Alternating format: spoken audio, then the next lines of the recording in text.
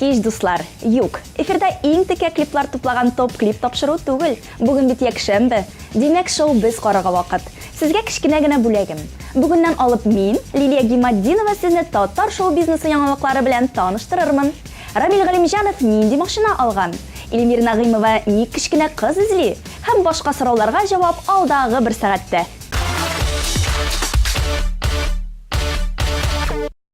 Артист халкы гел юлда дисәм ялгыш булмас. Шуның өчен җырчыларның иң якын дусты Тимер ат. Рамил Галимҗанов та шул ук фикергә таянып, яңа машина алып җибәргән. Юлдан кайтып та кергән юк. Шуңа уңайлы, заманча шәп машина алырга булдым ди ул. Рамилнең яңа машинасы Kia Rio-ның яңа төре икән. Җырчы аны матур дизайны, яхшы характеристикаларына таянып сайлаган. Сайлаган һәм бүген инде Татарстан юллары буенча җилдертеп тә йөри. Рамил, машинаң бер дә ватылмасын, юлларда хәвеф-хәтерләрсез йөрергә язсын.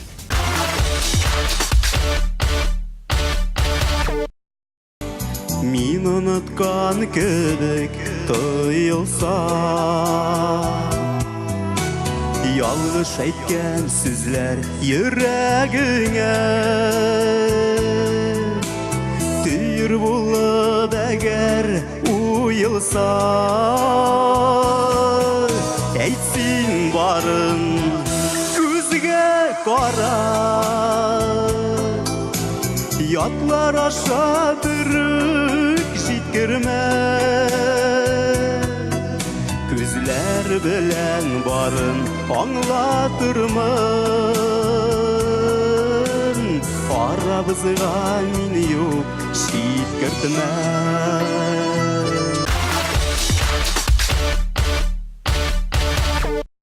Эльмира Нагыймова TMTV Production коллективы ярдәмендә үзенең матур бер җырына клип төшерергә планлаштыра. Клипның сюжеты да, локацияләре дә әзер. Ләкин бер проблема бар. Эльмираның кичкенә чагын тасвирларга 6-8 яшьлек кыз таба алмыйлар икән. Билгеле, мондый яшьтәге кызлар күп, ләкин җырчыга охшаганы кирәк. Дуслар, без сездән ярдәм көтәбез. Кызыгыз, оныгыгыз, дус туганнарыгызның балаларын Эльмирага охшаган дип санасагыз, TMTV каналының официаль шилтәренә фотолар юллагыз. Көтеп калабыз.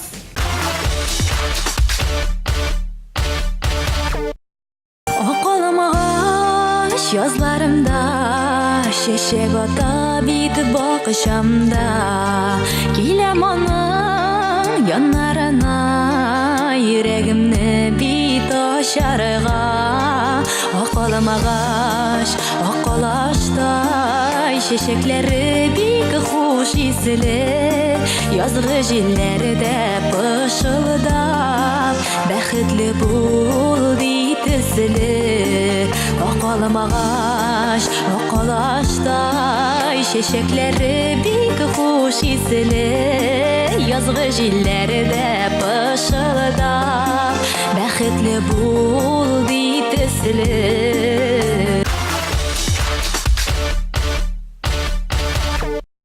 16 сентябрьдә Аутхоллда узачак зур кастингка кагылышлы күп кенә сораулар килә. Берничәсенә үзем дә җавап кайтарырга ашыгам. Дуслар, үзегезне алып баручы буларак күрсәтәсегез килсә, кызыклы стендап форматында чыгыш әзерләгез. Шигырь яки хикәяләрдән өзекләр әлбәттә тыңланачак, ләкин алар сезнең бар потенциалыгызны да ачып бетермәс дип саныйм. Әгәр дә үзегезне җырчы буларак тәкъдим итәсез икән инде, иң яхшы башкарган җырыгызны һәм калган фонограммаларыгызны да алып килергә онытмагыз. Жюри әгъзалары икенче җыр башкаруыгызны да сорарга мөмкин. Яшь чикләүләренә килгәндә, кастингка 16 яшьтән алып 35 яшькәчә кешеләр катнаша ала. Барыгызга да уңышлар телим.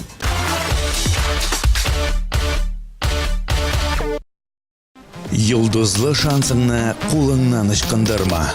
TMTV, Татар музыкаль телеканалы һәм Барс Медиа продюсерлык үзәге зур кастинг игълан итә.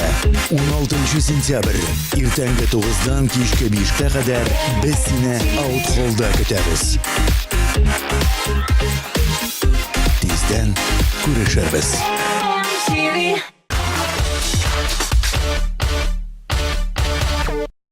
Исегездә булса, июль ахырында Ландыш Нигматҗанова TMTV каналы белән берлектә конкурс игълан иткән иде.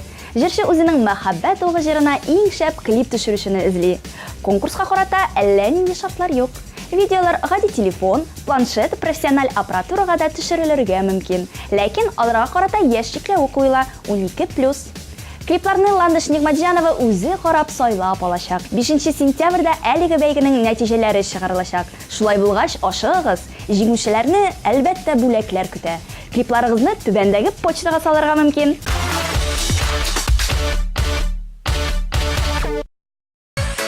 Yok didem kağılma tümmelem kalına Eşikleri tuzim soğuk yürek bir sağına Yalamayıp gülüven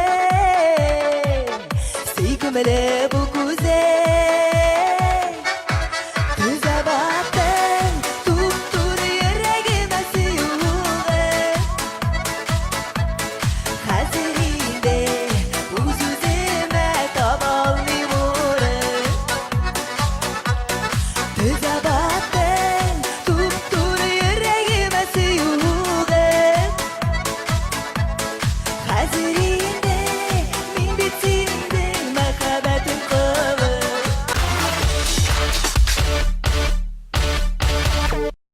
TMTV Production коллективы җәй сезонында берсеннән-берсе матур, кабатланмас клиплар төшерде. Һәм әлеге эшен дәвам итеп безне сөендереп тора. Әлмәт шәһәрендә яшәп, иҗат итүче Алина Курчак театры җитәкчесе Алсу Атласовна замананың иң популяр җырчысы Элвин Грейга бүләк ясап, Чәкчәк җырына махсус клип төшергәннәр. Клипта төп рольне 40-ка якын 3-6 яшьлек балалар, Радикның нәни фанатлары уйный. Съемкалар 2 көнгә сузыла. Актерларга да, режиссер, операторларга да шактый гына тырышырга туры килгән. Шуңа да клипның сюжеты бик кызыклы һәм якты төсләргә бай килеп чыккандыр. Шунысын да искәртеп узарга кирәк. Радик үзе дә әлеге клипта катнаша. Балалар белән җырлап, уйнап йөри. Тиздән әлеге клипның премьерасы да булачак. Әлеге клипның тизерен карап узыйк.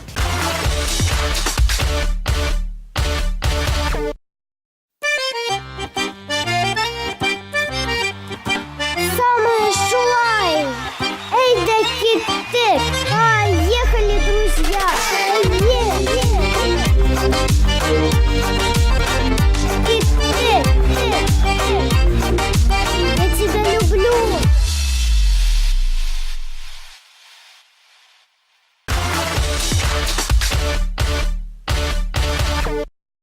Шоубыз тапшыруын алып баручы башка коллегаларымнан калышмый сезгә өр-яңа клип тәкъдим итәсем килә. Әле алардан уздырам да. Эксклюзив рәвештә беренче тапкыр Башкортстанның һәм Татарстанның халык артисты Айдар Галимовның Май кояшы җырына төшергән Ихлас клибын күрсәтәм. Бүгенге премьераны бергәләп карыйк.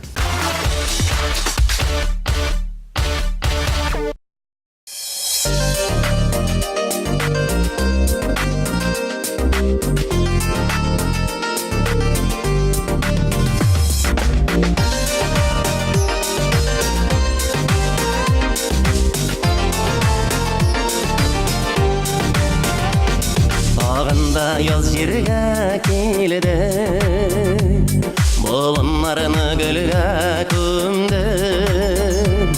Янарымда сен болмағаш, көңілімді үміт сүнді. Май кояшыдай балқып келші яныма, сүйіп толы йөрәк утта яндырма. Май кояшыдай балқып келші яныма, сүйіп толы йөрәк утта яндырма.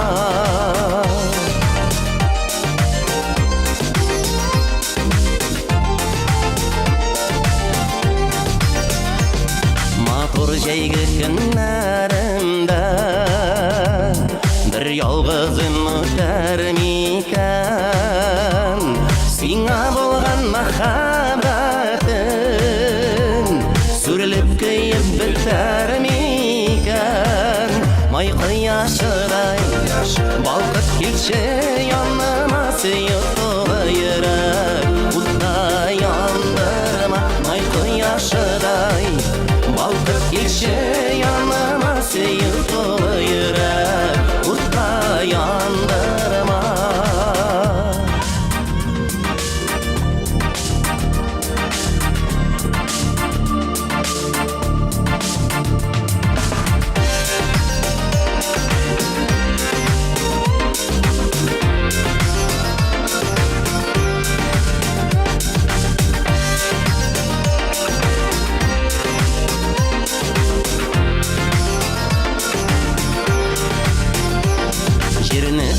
Урганга төрүп Салкын кышка килеп җитәр Ялгызлыктан арган күңелем Һаман сагынып сине көтәр Майка яшырай Балкып килче яныма сөйүп тулы йөрәк Утта яндырма Майка яшырай Балкып килче яныма сөйүп тулы йөрәк Утта яндырма Майка яшырай Балкып килче яныма сөйүп тулы йөрәк Утта яндырма Майка яшырай Балкып килче яныма сөйүп тулы йөрәк Утта яндырма сөйүп тулы йөрәк Утта яндырма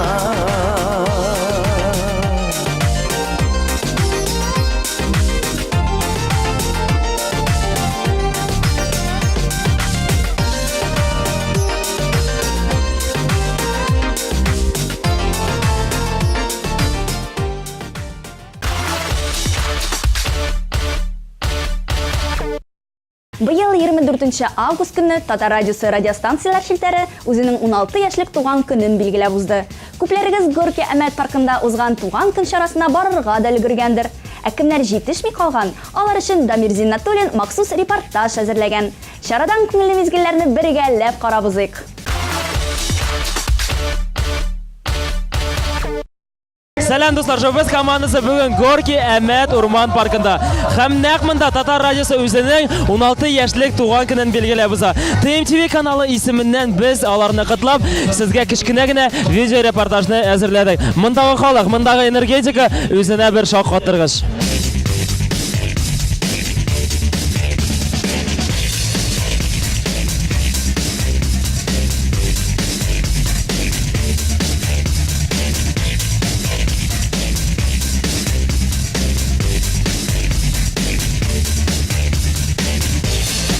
Безләр әлеге студияның хуҗалары инде урынында, алар әкрен генә үзләренең эфирларын алып баралар. Нәкъ 4 көн алар бүген монда хуҗа булып, барлык кунаклар белән аралашып утырдылар. Һәм дә инде карасагыз, монда бик күп кунаклар һәм тамашачылар да килгән. Без алар белән аралашып алырбыз хәзер. Егетләр, карагыз әле, мен карап торам, монда ачык һава.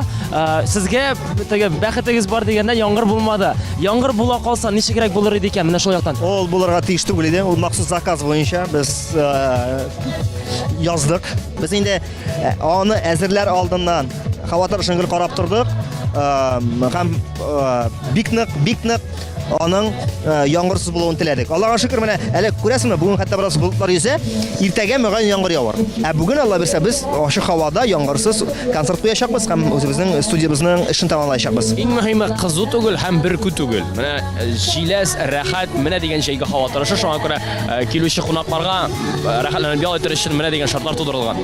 Ачык һавада утыру гомумән икенче төрле, шулай бит. Иң беренче эфирга чыкканда менә шушы ачык студиядан без бераз гына куркып та куйдык. Егетләр белән ничектер безгә теге тыйымлау юк, теге без радиодан сөйләгән шекелләнәсен, без аны уйладык та һәм шуны да уйладык. Карале, без бит әле мондагы килгән халык өчен генә сөйләмибез, без барлык Татарстанга түгел, әле безнең башка төбәкләрдә дә тыңлар. Шуңа күрә аңлап шуны эшли башладык. Булай шундый рәхәт, искиткеч. Ничек хәлләрегез, ничек атмосфера, ничегрәк туган көн атмосферасы? Менә бүген Татар радиосының туган көне. Шул хәтле күп халык җыелган, хәтта бераз беләсең шигырь алдынан куркыныч та булып китте. Чөнки халык өчен дә куркасың, үзең өчен дә куркасың. Шабала белән килгән идек. Бүген менә исән-сау өйләренә кайтып җитсеннәр бу халык һәм без. Ренат абый, инде сез күптән килдегез, атмосфераны күрәсез. Халык күп. Ничегрәк сезгә менә супермы, ошыймы? Халык суперский. Мы бит инде бушка бит, бушка. Бушка булганда бөтен парк тулган, бөтен парковкалар тулган. Мин бик шат. Вообще молодцы халык. Ой, искиткеч, без хәтта сүз белән әйтеп бетә алмыйбыз. Монда халык, монда матур җырлар. Biz шундый көчле энергетика булыр дип беләйдек, чөнки Татар радиосында бик күп халык ярата, бик күп халык тыңлый. Һәм яратмасалар, моның кадәр монда алма төшергә дә урын юк. Моның хәтлек тамашачы җыелмасы. Атмосфера ничегрәк? Менә туган көн, саф һава. Менә нәкъ туган көндәге бүгенге атмосфера, халык күп, күңелле, шундый бер күптән инде җәй көне бит инде күп артистларны күрмәдек. Менә күрештек. Шуңа күрә хәзер инде отпусктан чыктык. Үзебездә дә дәрт бик күп, энергия күп. Шуңа күрә бүген менә дигән кайф. Шушы радионың генераль директоры Дина Гараева шундай мотор оештырган. Мин дөресен әйткәндә көтмәгән идем, шуңа халык җыелыр дип. Үзебез дә шактый исән генә калдык. Фирдәс, ялгышмасам 21 октябрьгә да шулай ук син чакыру хатын алдың. Инде әзерлекләр ничегрәк? Әзерме син әлеге концертка? Әзер, Аллага шөкер. Әзерләнәбез. Каушап тора инде барыбер. Әле менә чыгарга бер 8-9 10 номер калды. Ерек, чыгып шәйне хәзер. Агас, гомумән, ачык студияның, җәйге ачык студияның максаты бар микән? Нинди икән?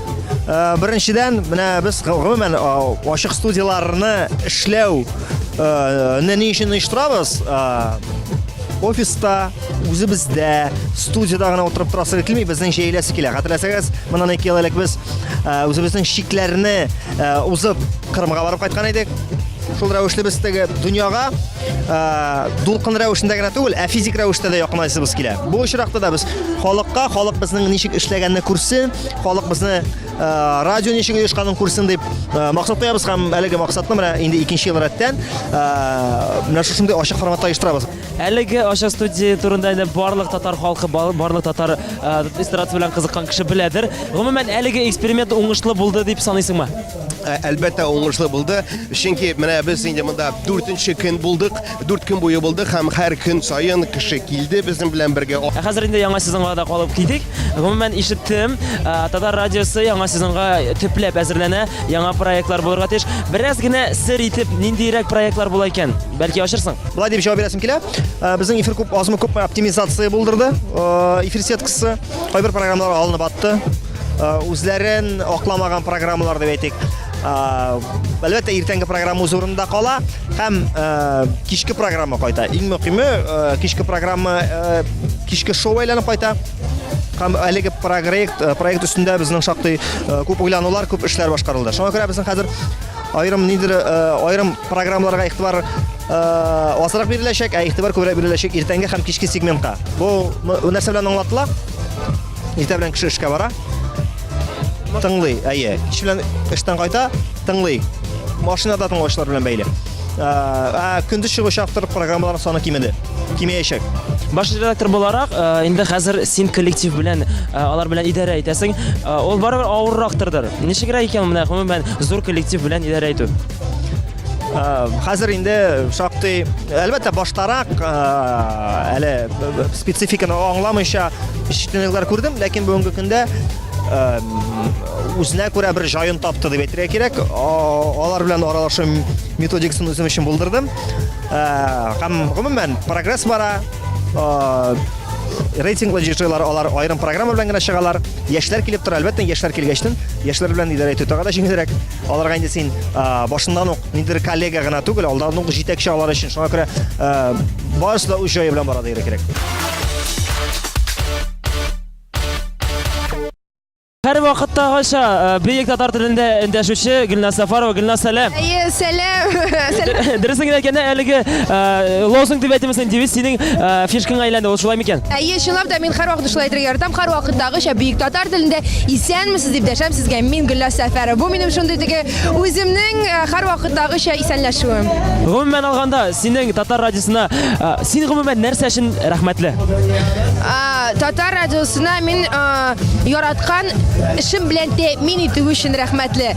Чөнки бездән инде кысалар юк. Моны эшләргә ярамый, булай эшләмә дип башка сугып тормыйлар. Безгә идеяларны тормышка ашырга мөмкинлек бирәләр. Безнең җитәкчелек, әйме? Шуңа күрә мин бик рәхмәтле Дина Маратовнага, безнең директорыбызга. Ул һәр вакыт әйтә, нинди идея? Гөлназ, әйдә тормышка ашырабыз, әйдә моны эшлибез. Минемчә шулай бердәмләшеп эшләгәндә генә ниндидер зур уңышларга ия булырга мөмкин. Һәм без бер команда булып тупланып эшлибез, Аллага шөкер. Сезнең коллективка килгәндә, анда яшь алып баручылар, яшьләр эшли хәватта. Коллективта конкуренция бармы, менә дөресен әйтәле? Ул үзара түгелдер. Кешенең үзе өчен бардыр конкуренция. Бәлки менә бу шулай итә, мин әйдә моннан яхшырак итеп карыйм әле дип. Гомумән кешенең карьерасы, кешенең үсеше аның үзеннән тора шулай бит. Шуңа күрә ул бары тик үзе өчен генә җавап бирә, аның өчен берәү дә җавап бирми. Һәм барысы да аның үзенең генә кулында. Бармы, юкмы? Юк, юк, минем өчен юк. Гомумән татар радиосы коллективында үзенә күрә бер туганлык кебек бар җепләр. Монда инде әлбәттә ки серләр бер-беренә сөйләү шулай бит. Егетләр арасында кызларга булган серләрне шулай кызлар белән киңәш ашасын сорыйсың мәсәлән бер кызга бер бүләк ясый булганда без инде үзебезнең гүзәл затларыбыздан сорыйбыз. Шулайрак булса ничек булыр, булайрак булса ничек булыр. Көнчелек юктыр дип уйлыйм.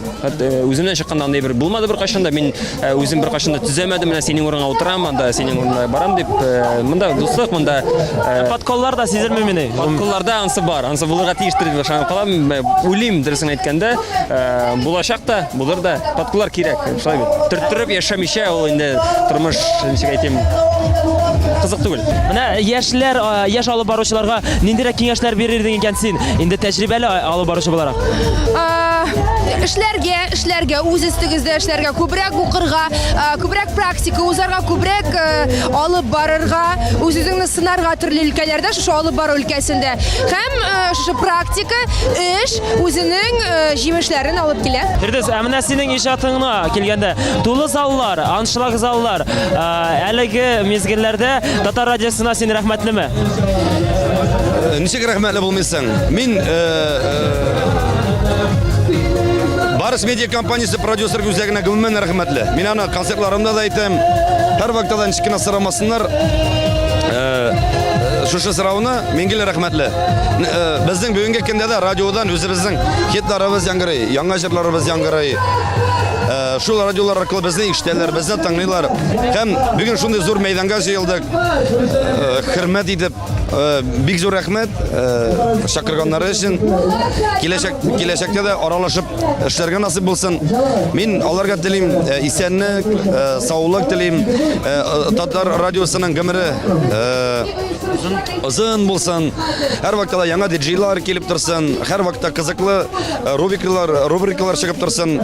Яңа җырлар яңгырап торсын. Менә сезнең иҗатыгыз менә шулай популярлашып китүнең сәбәбе булды булса инде татар радиосында беренче ротациялар, беренче җырлау, ишетү.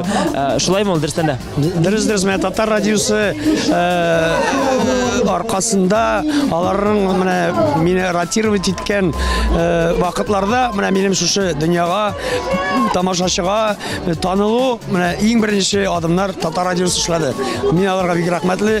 Чын күңелдән әйтәсем килә, кинәтене яңгырап тора, халыкның күңелен шундый тулыландырып, шундый байландырып тора. Рәхмәт. Нәкъ беренче тапкыр аңла йөрәгемне дип күпләрнең күңелләренә үтеп кергән Илназ Бах.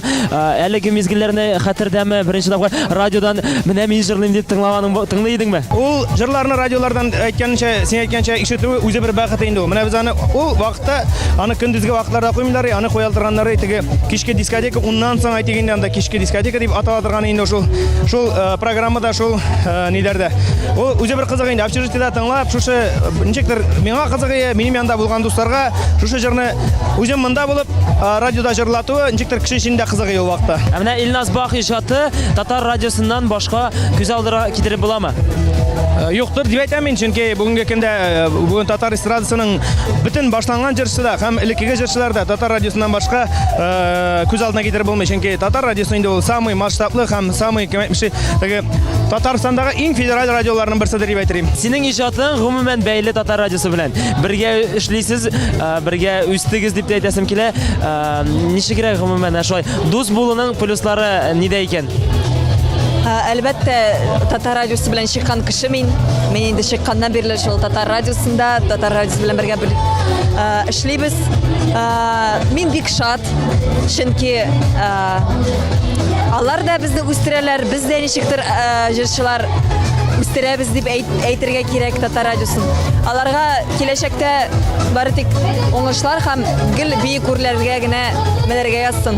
Менә татар радиосында булган тапшыруларның кайсысын яратып тыңлыйсың үзең? Менә миңа бүреләр белән бию дип әйттек бит. Менә бик ошыйдыр ул миңа. Менә хәзер яңа форматта башка төрлерәк ул. Ничектер артистлар белән аралашкан вакытлары күбрәк ошыйдыр иде. Бүреләр белән бию һәм иртә белән мин инде йокыдан торышка машинада барганда да һәрвакыт 7:00 агентларны тыңлыйм. Бик ошый иртәләр алар белән күңелләрәк үтә. Гадәттә мин бөтен тапшыруларын яратып тыңлыйм, чөнки минем бөтен җирдә гел татар радиосын гадәттә тыңлыйм мин. Менә шул. Үзеңне ишеткәч, күчереп куймыйсыңмы, андый гадәт юкмы? Шундый гадәтем юк, әмма дә ләкин ничектер миңа кыйын түгел инде, ничек әйтим, уңайсыз, ничектер үземне ничек хис итәм, менә булай шундай җырларга кирәк иде, менә булай җырларга кирәк дип, үземә замечание ясыйп тик әйтәм. Нәкъ Татар радиосының туган көнендә инде Булат үзенең китүе турында әйтеп узды. Минем беренче сорау, Булат, ни киттең син? Вакыты җитте. Мин бөтен җиргә дә шулай дип интервью бирәм, бөтен кешегә дә шулай дип җавап бирәм. Эшкә киләсе килеп килергә тиеш менә. Аяклар үзләре җигереп барырга тиеш миңа калса. Әгәр дә андый хис юк икән инде, бер тигеп тамга куяр өчен генә мин эшкә килдем дигән өчен генә эшкә йөрергә кирәк түгел. Димәк, вакыты җиткән. Димәк, булды, лимит тулды. Менә Булатка әйтеп карамадыңмы? Булат, кара, уйлап кара әле, бәлки китмәссең дип андый фикерләр әйтмәдеңме үзенә? Әлбәттә әйттем, ул фикерләрне әйттем, ләкин ул теге бик уйламыйча гына адым ясыттырган кеше түгел, шуңа күрә инде соңгы сүзне үзе әйтте. Радиода ул үзенең иң югары ноктасын алды. Ул иң популяр диджей була килде. Иртәнге программаны алып барды. Һәм алга таба ул әлбәттә зур эзләнүдә булачак, тагы да үсештә булачак. Бу нормаль күренеш. Алып барыш өчен, шәхес өчен бу нормаль күренеш. Шуңа күрә монда bir яктан безнең китте дип көйүнсәк тә, икенче яктан алда әле тагы да зур уңышлар булачак дип сөенәбез. Рамил, гомумән инде хәзер Булат Бәйрәмовның китүе сиңа теге плюслар гына алып килде. Ул да булса хәзер син Ян Татар 7:00 агентларын тапшыруны алып барасың, иртәнге тапшыруны. Әлбәттә шулай, ләкин плюстан тыш шулай ук күп җавапчылык минем искә төштәйме. Чөнки Булат Бәйрәмов кебек зур шәхесне алыштырырга авыр. Үзең беләсең, монда беренче чиратта критика, үзең белгән шәйме. Чөнки бит кеше Булат Бәйрәмовтан көткәнне мине дә көтәчәк. Ләкин ала бирсә, инде мин Булатны тиешле дәрәҗәдә алыштырырмын дип ышанып калам. Һәм радиолагычларыбызны, радио тыңлаучыларыбызны сөендеребез дип ышанып калабыз. 7:00 агентларында алмашу барлыкка килде. Хәзер сезнең белән яшь алып баручы бар. Гомумән яшь кеше белән эшләү ничегрәк ул, ияләшәме? Ну, әлбәттә инде безнең Булат булган вакыттагы безнең әйтик теге триода Булат инде безнең алдынгы алып баручы иде, шулай бит инде без аны һәрвакыт тыңлап торадык. Ну, хәзер инде Булат урынына мин калдым, хәзер инде мине тыңлап. Авторитет. Әйе.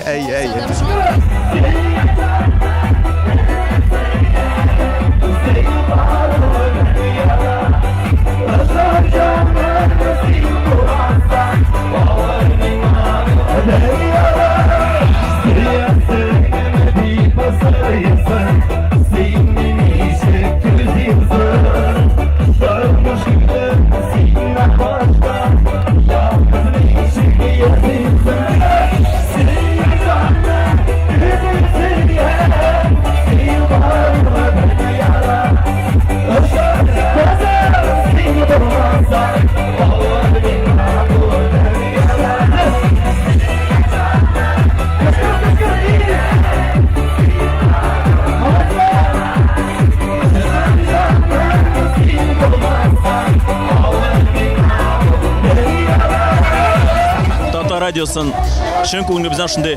Енді мұны Татар бәйрәме деп әйтсәк тә була, Татар радиосын туган көнең ник дигәндә, чөнки монда татар халкының Сабан туй булган бәйрәмендәге кебек шуны халык җыелган. Димәк, бу Татар бәйрәме шын күңелдә шу Татар радиосының һәм татар халкының зур мотор бәйрәме белән тәбрик итәбез. Һәр вакыт үсештә булсын безнең радиобыз, яшьләр эшләсеннәр, җиң сызганып, яңа идеялар белән килсеннәр. Җырчылар, яңа җырчылар пәйда булсыннар, килсеннәр, шулай ук үзләренең җырларын бездә яңгыратсыннар. Әйтәм бит, үсештә булсын, киң үсештә булсын, һәм инде бөтен дөньяны кылачласын, бөтен Татарстанны, бөтен Рәсәйне һәм бөтен җир шарын. Татар радиосын тыңлап TMTV каналын караучылар, алар бит хәзер TMTV-дан карый безне. Сезне иң беренче чиратта сезне катлыйсым килә. Безнең белән булган өчен һәр елны кабатлыйм бугайны мин әлеге сүзләрне, ләкин кабатлап туя алмыйм. Бик зур рәхмәт булганыгыз өчен 16 ел бергә кемдер соңрак кушылды, кемдер беренче көннәреннән үк булганыгыз өчен рәхмәт. Чөнки сез тыңлаган өчен генә, сез булган өчен генә без эшлибез, һәм сезнең белән генә без үсешкә таба бара алабыз. Бик зур рәхмәт сезгә. Зур рәхмәт минем коллегаларга. барлык алып баручыларга, җитәкчелеккә, продюсерларга, сценарий авторларына, музыкаль мөхәррирләргә, пиар өлкәгә. Безнең коллектив үзең әйтәсең бик зур. Һәм менә һәрберсе безнең радио көн сайын сыйфатлы эшләсен өчен үзенең көчен куя. Аларга бик зур рәхмәт. Хөрмәтле Татар радиосы, чын күңелдән котлыйм 16 яшьлек туган көнең белән. Һәм инде Алла берсә тагын 20 еллык, 25 еллык, 30 еллык һәм башкасы күбрәк еллар өстәлсен. Һәм инде әлбәттә һәрвакыт Татар радиосы алдынгы радио булып калсын. Рәхмәт сиңа Татар радиосы. Минем иң яраткан, иң сыйфатлы радиоларның берсе Татар радиосын шын күңелемнән туган көне белән котлыйм. Сиңа яңа идеялар, яңа программалар, матур җырлар телим. Һәрвакыт без синең дулкыныңда туган көнең белән ура! Biz Татар радиосын бик яратабыз. Без аңа киләчәктә бары тик уңышлар, тагын яңа матур, бик кызыклы проектлар телибез киләчәктә. Тагын нәрсә? Һәм инде менә сезнең менә бу Ахват бар бит инде Ахват менә бу радиостанция. Киңлекләр артып торсын. Гомумән инде Татар радиосы тамашачысына без рәхмәтле, чөнки алар безне сорыйлар, алар безне яраталар, без дә аларны бик нык яратабыз. Бәйрәм белән сезне чын күңелдән. Чын күңелдән Татар радиосы сезне барлык коллективны шулай җитәкчеләрен туган көне белән шулай 16 ел дәврендә шулай халыкны сөендереп, безнең җырларны яңгыратып торганы өчен. Әлбәттә инде аның һаман территориясе зурая, елдан-ел бик күп районнарны чолгап ала, шуңа күрә алда да шулай дәвам итсеннәр, тырышып эшли торган, үзләренең янып торган яшьләр килсеннәр бу радиога. Һәм инде әлбәттә уңышлар, һәм мин сезне яратам. Барлык андагы шәүче егетләргә, кызларга бары тик уңышлар гына. Бары тик уңышлар, яңа идея, яңа фантазия. Безне онытмагыз, һәр вакытта чакырыгыз. Бик зур рәхмәт. Озак яшәгез, матур яшәгез, мәхәббәттә яшәгез һәм дәртләнеп яшәгез. Татар радиосының иң мөһиме теләкләреннән берсе әлбәттә инде беркайчан да бетмәсен, таралмасын, әлеге шушы коллектив дип әйтгән, әлеге шушы оештырган бер субъект дип әйтгән шулай әйтәләр, шу таралмасын, тагы да озын гомерләр телисе килә. Һәм безнең җырларны яңа теге аякка басып килгән, яңа сәхнәгә чыккан җырчыларның җырларын әйләндерсеннәр. Татар радиосында мин 2000 елдан бирле, 2004 елдан бирле менә шуны санап чыгарыгыз инде дуслар. Акча эшләргә дип, практика үтәргә дип кенә килгән беренче курс студенты менә шушында кирде дә һәм калды, име? Ләкин параллель рәвештә әлбәттә бүтән эштә дә эшлим, ләкин радиодан аерылып бетеп булмый әле шакыра. Яраткан радиостанциямны чын күңелемнән туган көне белән тәбриклим.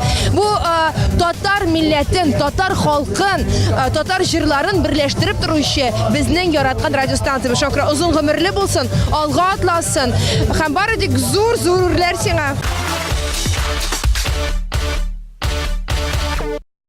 Бүгенгә менә шулар. Алдыма куйган максатларны үтәп, яңалыклар белән таныштырдым. Кызыклы мәгълүматларны да җиткердем дип саныйм. Продуктив эш атналары. Ә кечкенә тамашачыларыбызга мәктәптә уңышлар теләп, мин Лилия Гимаддинова сезнең белән сау булашам. Пока-пока.